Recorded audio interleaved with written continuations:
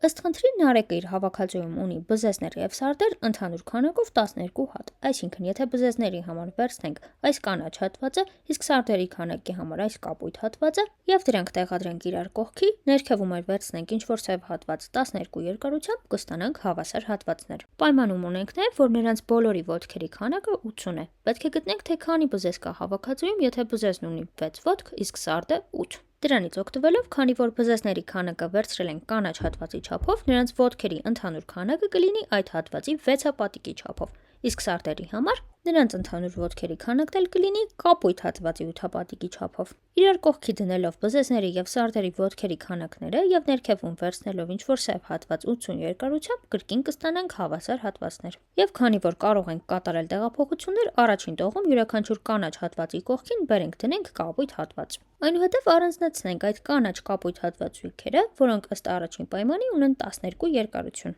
Եվ մնում է միայն կտրել հանել այդ կտորները և կնկատենք, որ երկու կապույտ հատվածի համար ստանում ենք 8 երկարություն, հետևաբար մեկ կապույտ հատվածը կունենա 4 երկարություն։ Այնուհետև դա էլ տեղադրելով առաջին պայմանում կստանանք, որ կանաչ հատվածն ունի 8 երկարություն, որպեսզի 4-ի հետ միասին ստացվի 12։ Կատարենք նաև ստուգում, համոզվենք, որ 8 անգամ 6 գումարած 4 անգամ 8-ը իրոք հավասար է 80-ի, ուրեմն ամեն ինչ ճիշտ ենք հաշվել։